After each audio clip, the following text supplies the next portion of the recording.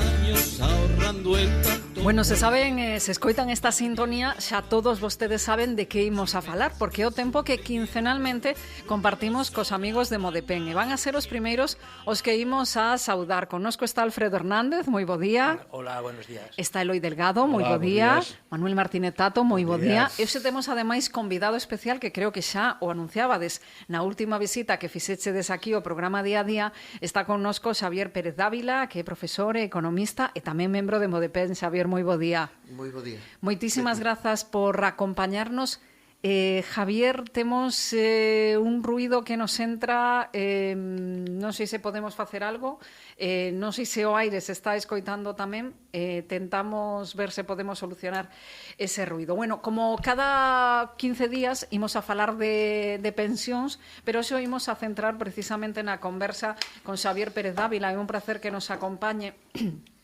El xa noutras ocasións estivo aquí na Radio Municipal de Tuia. Imos a falar, Xavier, do sistema de pensións, porque hai algún tempo, algúns meses, en abril, se publicaba un informe trianual da Comisión Europea. El Economista titulaba que Bruselas destapa o buraco das pensións en España, pero Xavier escribía un artículo donde el enfatizaba na viabilidade das pensións. E precisamente, bueno, o que queremos afondar en isto, nese sistema de pensións públicas, con este titular e con outros titulares semellantes donde faran dese buraco das pensións. Bueno, dende ese punto de vista experto, que podemos decir? Ben, en 1994, quero subliñar, hai 30 anos, hai 3 décadas, o Banco Mundial publicou un informe que tivo moita difusión sobre o que chamaba o problema do envellecemento, e que afirmaba hai 30 anos o Banco Mundial. Pois afirmaba que os sistemas públicos de pensións de repartición estaban en graves problemas. O Banco Mundial utilizaba un argumento: cada vez a porcentaxe de persoas maiores de 65 anos era máis alta. Polo tanto, afirmaban os expertos, entre aspas, do Banco Mundial, estaban perto do colapso. Ben, pasaron 30 anos. Non colapsou, non quebrou ningún sistema público de pensións de repartición no mundo. Ningún. Eu penso que isto sería suficiente para negar a condición de expertos dos redactores do Banco Mundial dese relatorio. O que sí é certo é que o Banco Mundial creou un novo xénero literario. Ese xénero literario é o anuncio do colapso das pensións. E hai unha serie de medios de comunicación que se dedican, eu diría que como mínimo cada trimestre, a publicar un titular en letras moi grandes, moi alarmista, que está conseguindo que unha parte da poboación interiorice esa frase de total, eu non vou cobrar unha pensión. Pero o que sí é sorprendente é que se están xubilando xeracións de traballadores e traballadoras convencidos de que nunca van cobrar unha pensión, e o primeiro día do mes seguinte a súa xubilación comproban abraiados que si cobran unha pensión, e que chega o mes de xuño e o mes de decembro e que cobran 2 veces a súa pensión porque lles corresponde polas cotizacións que realizaron. Entón, a pregunta real é, despois falarei das previsións reais da Comisión Europea, que me parece importante, pero a pregunta real é: quen está interesado en convencer a poboación de que hai un problema co sistema de pensións? Iso iba a preguntar eu, porque vemos que hai 30 anos, xa se decía, de forma recurrente se volve con eses titulares, esa información: o sistema de pensións pode estar en quebra, pode ter un buraco, pode non ser sostible. Por qué? Ben, un laboratorio de ideas, un think tanks dos máis, digamos, militantes na produción deste tipo de titulares e de informes que demostran, entre aspas, os problemas do sistema de pensións, é FEDEA, Que é FEDEA? FEDEA é unha fundación das grandes empresas, bancos, enerxéticas, que financian a todo un equipo de investigadores e investigadoras para que produzan este tipo de informes. No ano 2010, Inverco, que é a patronal do investimento colectivo, é dicir, das compañías de seguros, fondos de investimento e bancos, afirmaba nun informe que ali onde as pensións públicas son suficientes, non queda espacio para as pensións de capitalizacións privadas. E entón, que propuña Inverco? Propuña reducir as prestacións públicas para que así os traballadores e as traballadoras se animen a suscribir planes privados de capitalización. Entón, con moita claridade, quen está interesado en convencernos de que o sistema público de pensións non é viable? Os bancos, as compañías de seguro e os grandes fondos de investimento. Por qué? Porque queren transformar un sistema que funciona ben e que é un dos grandes mecanismos de protección na vellez, e todos e todas pasaremos por esa etapa, queren convertelo nun instrumento para producir beneficios e dividendos. Ese é, en realidade, o cerne da cuestión. E agora a seguinte pregunta sería, estaba calculando cando me toca a mí xubilarme, ou me queda moi longe, ainda non fixen contas, pero bueno, as persoas que se xubilen, creo que vou estar nesta marxe entre os anos 2040, 2050 ou 2060, os máis novos que nos están escoitando, a pregunta que se fan é, cobrarán unha pensión? Eu afirmo que sí. Pero esa afirmación ten que ir seguida dunha argumentación, non? Ben, entón vou partir... Vouche prestar moita atención.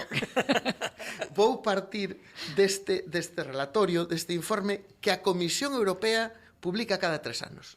O último, como ben dixeches, foi en abril, que provocou o titular del Economista e outros titulares semellantes. Ben, argumento del Economista. No ano 2040, 2050, 2060, aumentará a poboación de máis de 65 anos, a porcentaxe de poboación maior de 65 anos sobre a poboación total.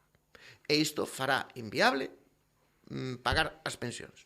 Ben, eu o que fixen foi ler o informe e aceptar, despois se queres cuestionamos as previsións da Comisión Europea, pero eu dixen, vou aceptar as previsións da Comisión Europea e vou facer as contas. Ben, e entón, que di o informe? Pois o informe vai de 2022 a 2070.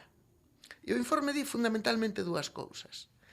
Que entre 2022 e 2070 a poboación máis ou menos permanecerá constante. Subirá un poquinho e despois volverá a descender. Agora no Estado español somos 48 millóns de habitantes, cara ao ano 2070, segundo a Comisión Europea, haberá outros 48 millóns de habitantes. Estaremos aí.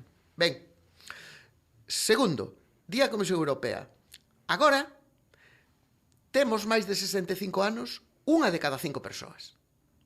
No ano 2070 terán máis de 65 anos, unha de cada 3 persoas. Aí, neste dato é no que se basea o Economista. A Comisión Europea di algo máis. Di, cada ano a economía medrará un 1,2%. Un 1,2% semella pouco. Pero hai unha regra que se chama do interese composto, do xuro composto. E entón, nun período de 50 anos, 2022-2070, se cada ano o PIB se incrementa 1,2, ao final en canto se incrementa nun 80%. E isto que quere dicir? Que no ano 2070, se aceptamos as previsións da Comisión Europea, a economía española será case o dobre que agora, para un mesmo número de habitantes. Isto que quere dicir? Que se producirán o dobre de bens e servizos para o mesmo número de habitantes.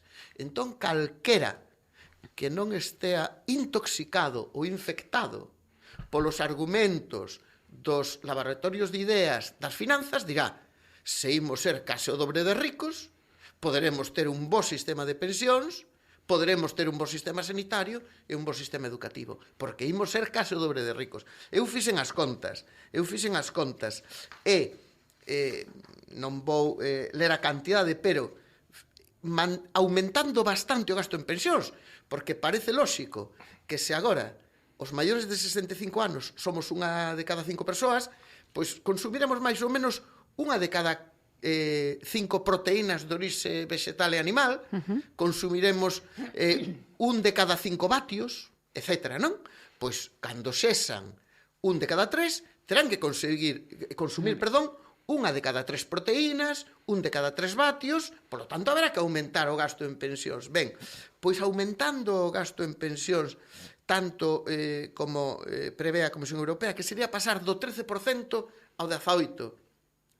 Eso sería unha carga insoportable para as persoas de menos de 65 anos.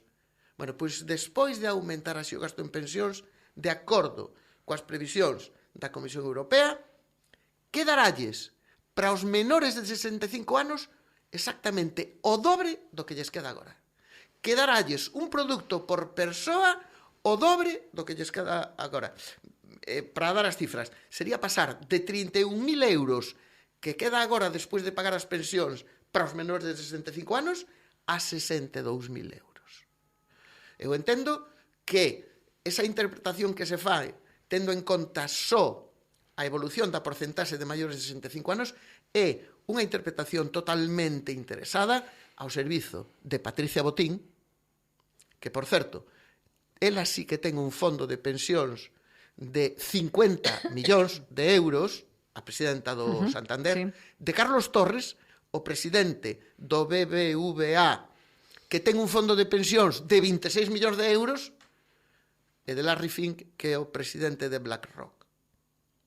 A maioría social, aos traballadores e traballadoras activas, o que lles interesa, o que nos interesa, é manter un sistema de saúde, un sistema educativo e un sistema de pensións universal, gratuito e financiado con impostos, non entregarlles as nosas cotizacións para que xestionen os bancos.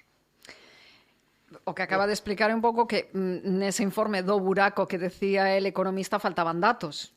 Efectivamente. E hai que telos todos en conta sobre a mesa. Efectivamente, o informe, eu no artigo que publiquei cito as páxinas exactas nas que veñen, digamos, as predicións para o Estado español, porque a cada Estado membro se dedican 3 páxinas que son cadros de números, as dedicadas ao Estado español son 270, 271 e 272. Claro, en 3 páxinas de táboas hai moitos datos en El Economista, pero isto utilizaba, eu dixen antes, o Banco Mundial en 1994, colle un dato. E se me permite, non sei se me estou prolongando moito, hai un economista, bueno, xa faleceu, pero un economista dos máis importantes como historiador da economía, Angus Maddison, que daba este dato para Estados Unidos. En América do Norte, no ano 1870, traballaba no sector primario o 70% da poboación activa. É dicir, 7 de cada 10 persoas. Agora traballan nos Estados Unidos no sector primario de produción de alimentos menos do 3%. Se aplicamos a lógica de Fedea, del economista, agora nos Estados Unidos pasarían fame.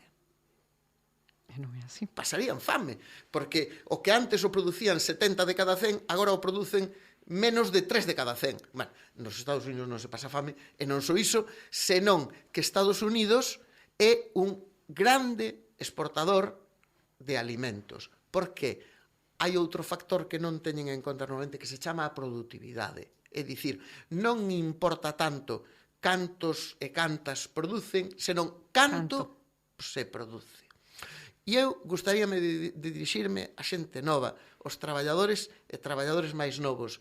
Mirade, no futuro poderedes cobrar a pensión, pero a primeira condición para que no futuro cobrades unha pensión é que non creades o que vos contan os interesados en favorecer os intereses dos bancos, das compañías de seguro e dos fondos de investimento fronte aos intereses da maioría social.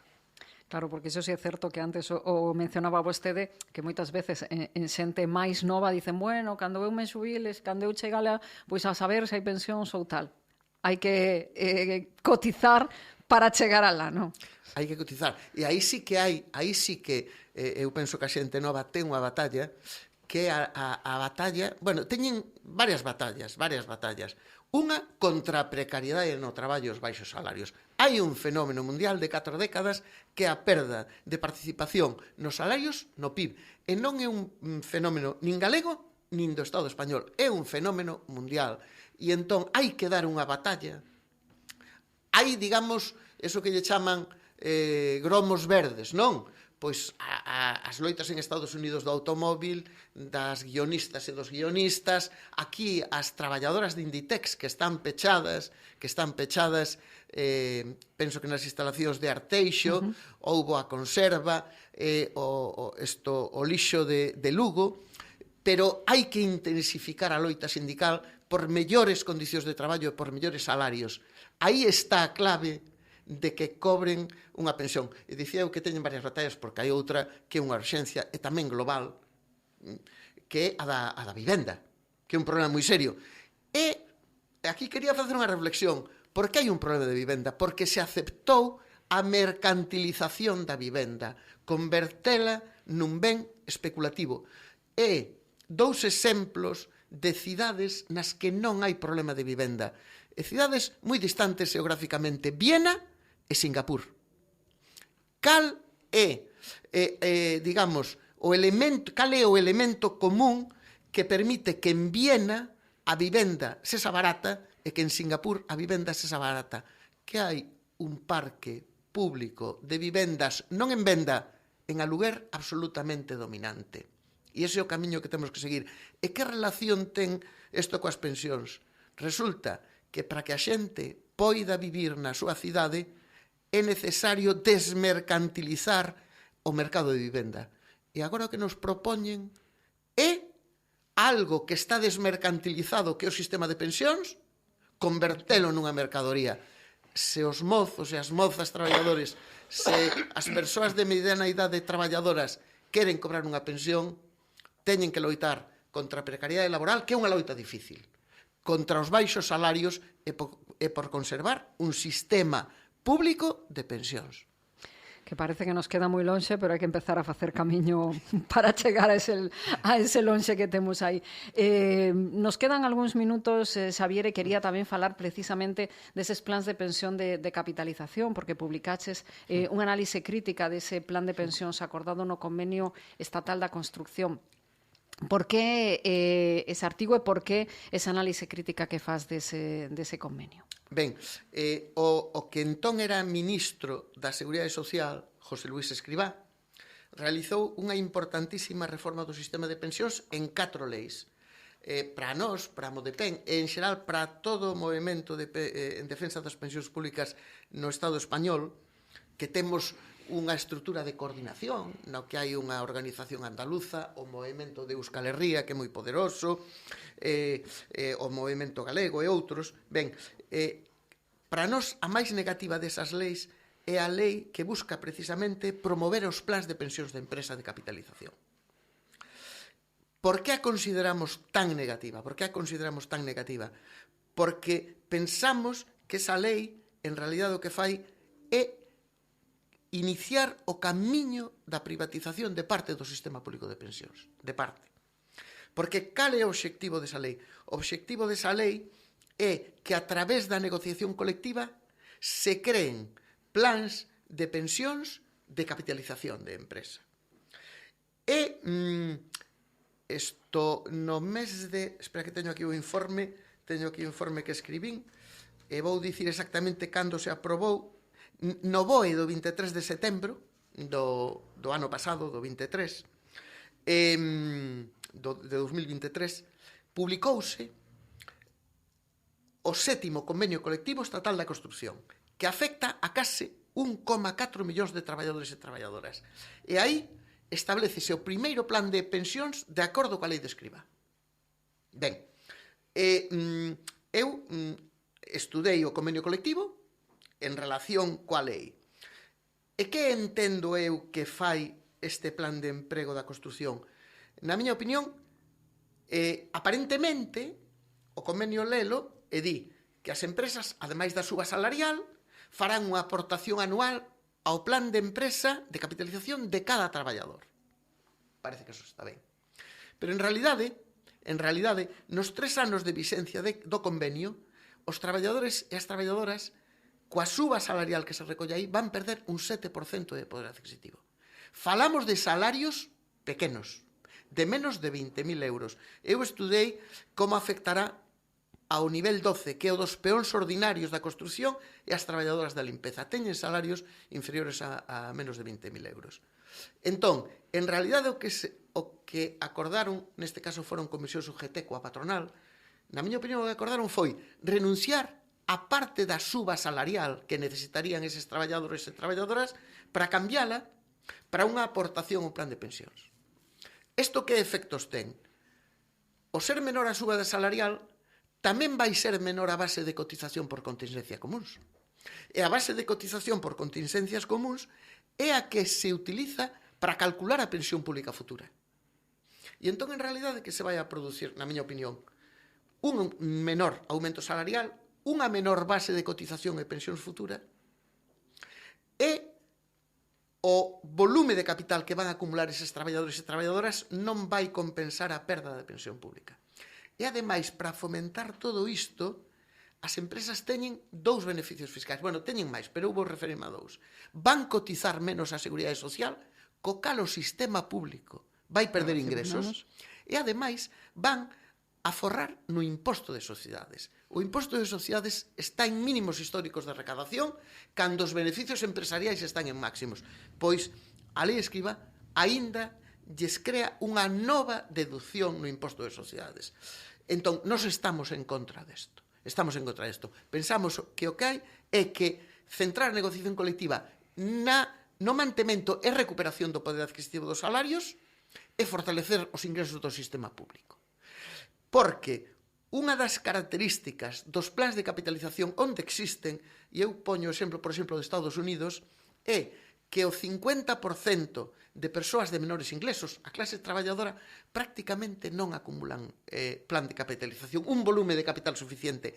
Quen acumula un volume suficiente? Fundamentalmente o 10% de ingresos máis altos.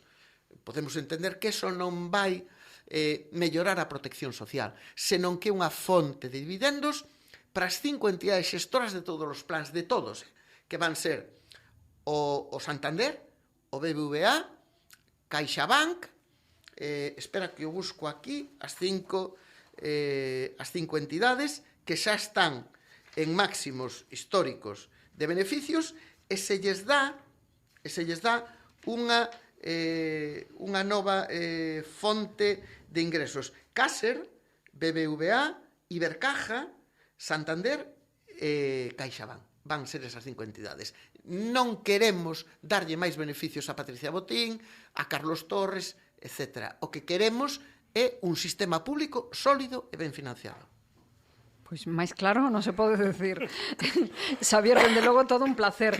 Hoxe despedimos a temporada de este tempo que compartimos cada mañá con Modepen, cada mañá non, cada 15 días con Modepen. Alfredo, Eloi, Tato, non sei se queredes dicir algo, sí. A xeito de despedida, Alfredo. Yo primero que nada quiero agradecerle a Xavier su presencia, su disponibilidad, porque siempre que le hemos llamado se presta y vamos, estamos encantados con él, así como todas sus explicaciones que nos da.